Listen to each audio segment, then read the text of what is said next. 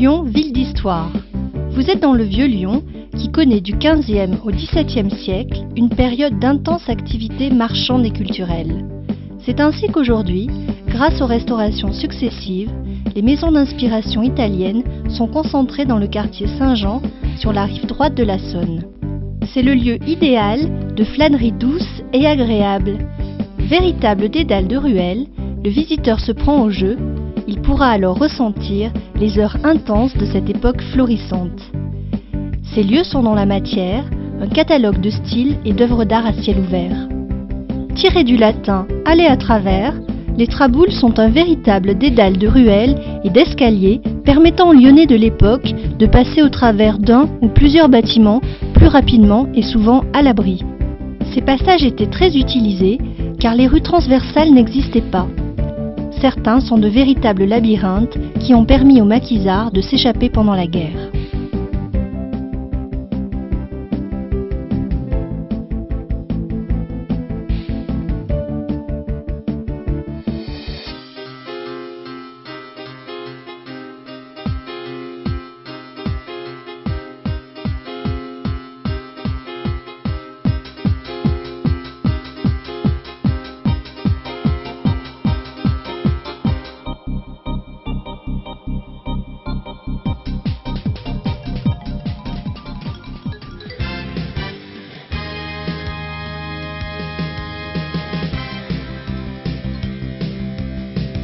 Lyon est la seconde agglomération de France et compte plus de 2 millions d'habitants, dont un tiers de moins de 20 ans.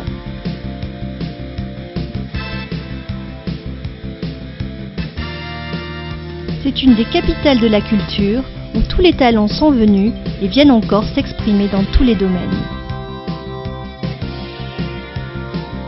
Lyon est riche de lieux où le prestige et la qualité de l'accueil égalent la magnificence de ses sites. En plongeant dans le cœur de cette ville, n'hésitez pas à céder aux tentations. Chaque minute vous permettra d'en découvrir davantage.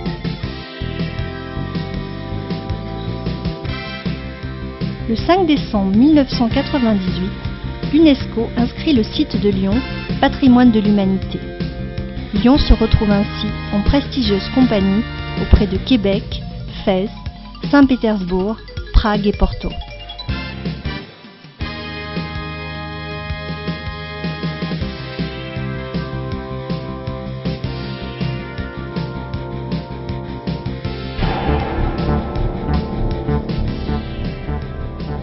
Le musée offre à ses visiteurs une impressionnante palette d'œuvres d'art qui vont de l'Égypte pharaonique à l'art du XXe siècle. Antiquités, objets d'art, peintures, sculptures et arts graphiques sont à découvrir dans ce musée situé en plein centre de Lyon, sur la place des Terreaux. Baptisé le Petit Louvre, le musée des Beaux-Arts de Lyon fut créé en 1803. L'école des Beaux-Arts, et plus particulièrement la classe des Fleurs, qui formait les dessinateurs de soieries, lui doit beaucoup.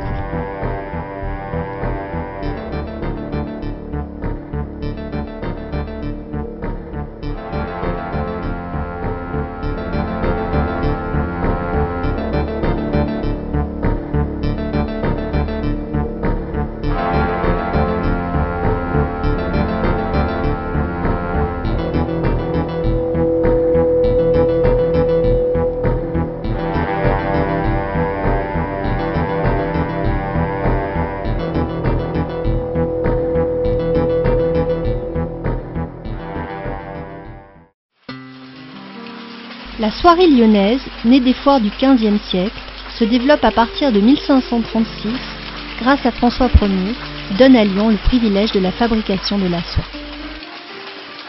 L'association Soieries Vivantes vous invite à découvrir le savoir-faire et la vie des canutes, les tisseurs lyonnais.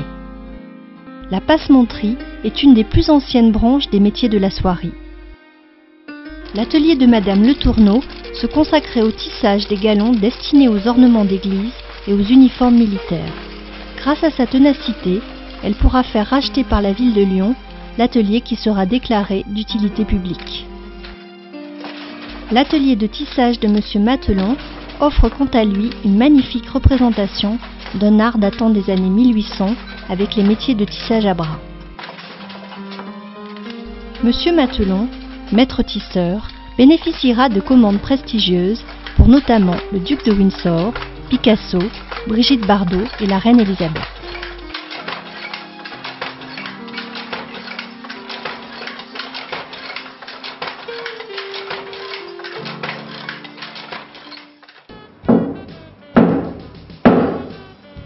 Alors c'est vraiment bonne que tu vas rester tout le week-end tout seul alors que t'es malade.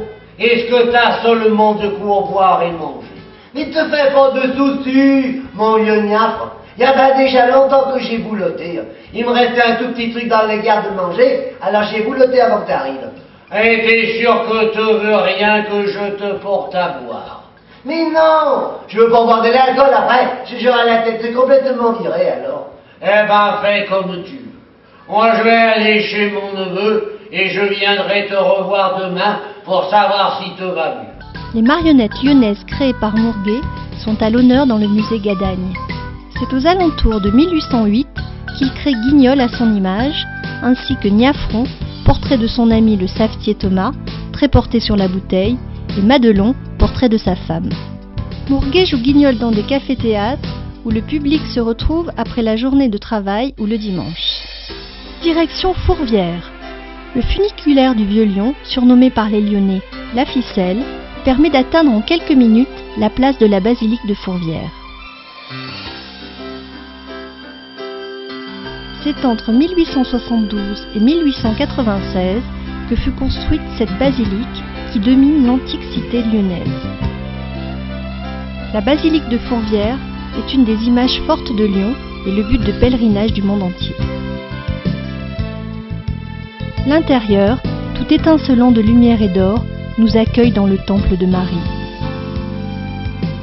Au gré de votre choix, vous découvrirez le programme iconologique réalisé par mosaïques, vitraux et statues. Ces mosaïques de 10 mètres sur 5 révèlent l'histoire de Marie. La basilique de Fourvière reste sans conteste un lieu incontournable du symbolisme chrétien.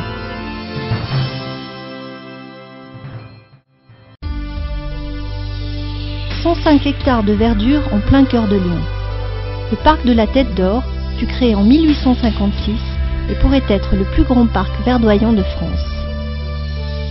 Le zoo de 6 hectares abrite plus de 800 animaux. Tigres, éléphants, girafes restent les vedettes de l'émerveillement du tout jeune public.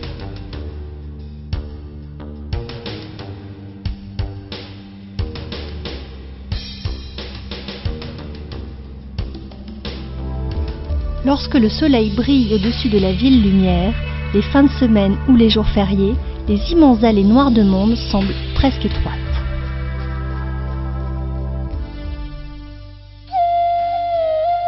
Le parc de la Tête d'Or comprend également un jardin botanique et une roseraie. Le jardin de plus de 7 hectares vous propose de découvrir les plantes tropicales, les plantes menacées en France, ainsi que 760 arbustes différents. Quant à la roseraie, vous découvrirez 30 000 rosiers répartis en 350 variétés sur un espace de 5 hectares.